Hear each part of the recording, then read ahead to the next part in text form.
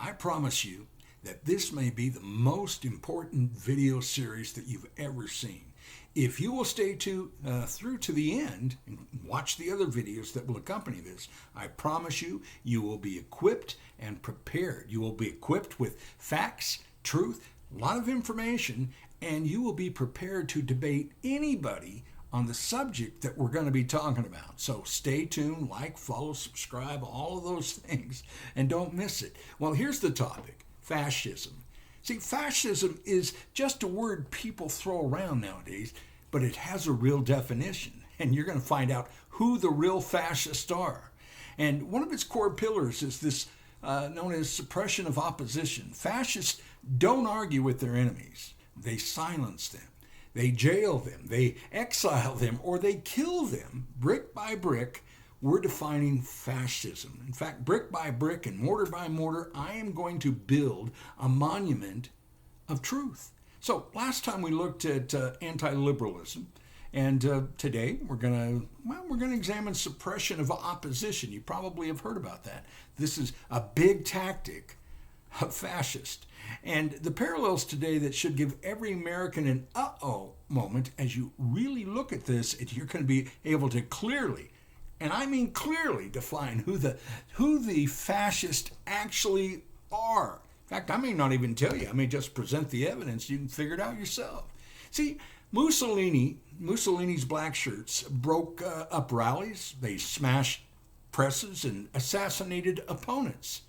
Yeah, well, Hitler's SA and SS burned books, arrested pastors, and sent dissidents to camps. And there are some ties between Nazism and fascism.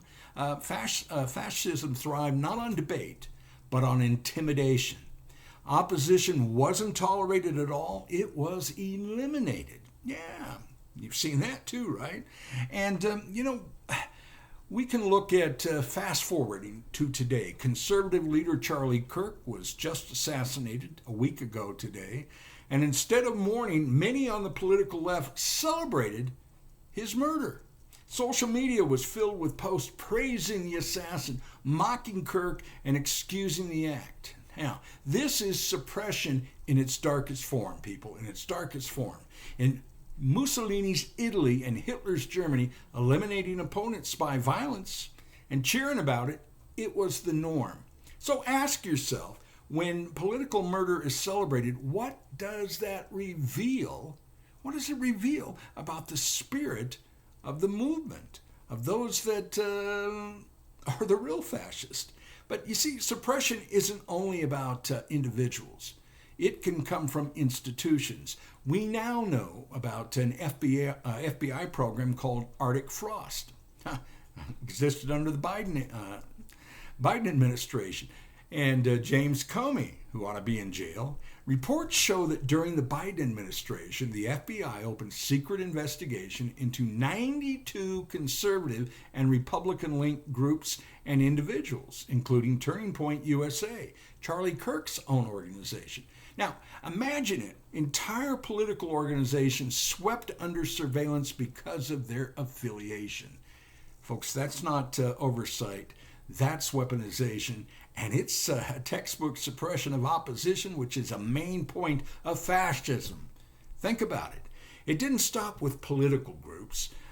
Internal FBI memos later exposed, listen to this, described radical traditionalist Catholics as extremists. Those memos suggested source development in parishes, even among priests and parishioners who attend the Latin Mass.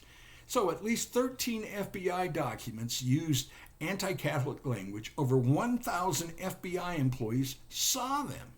And Senator Chuck Grassley called the evidence of anti-Catholic bias inside the FBI. He called it out.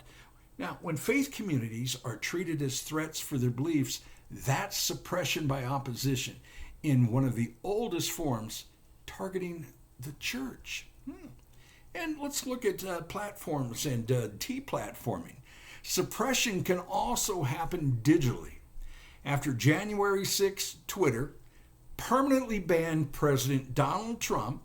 Facebook and Instagram suspended his accounts. Apple, Google, and Amazon combined to cut Parler off of app stores and hosting, erasing an entire platform almost overnight. And when the most powerful platforms act in unison to silence one side, that isn't free debate, folks. No, it's not. That's called suppression of opposition.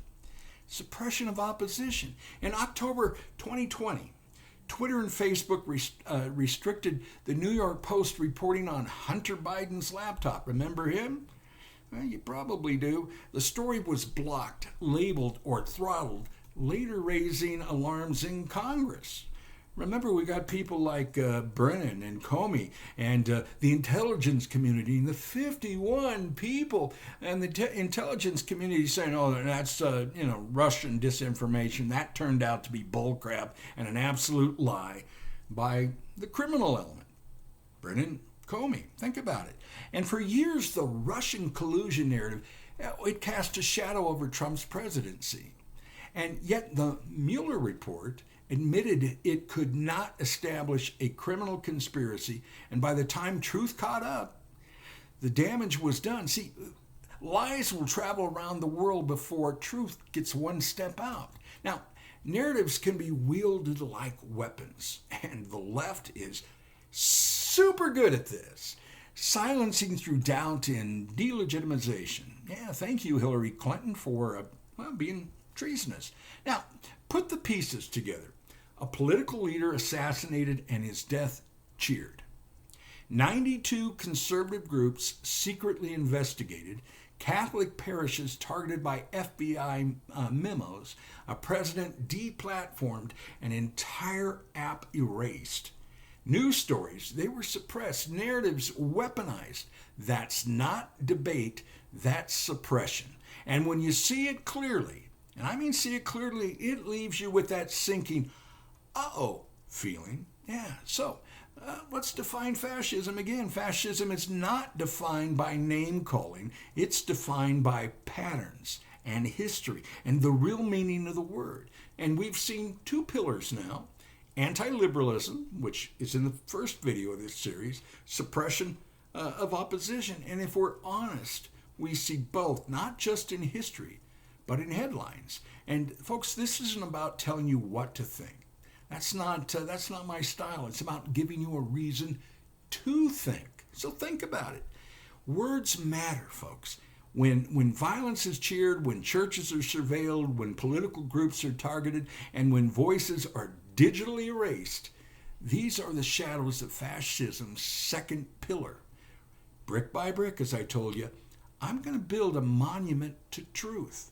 So add your bricks, comment, do all of it. And by the way, I want to remind you, subscribe to this channel.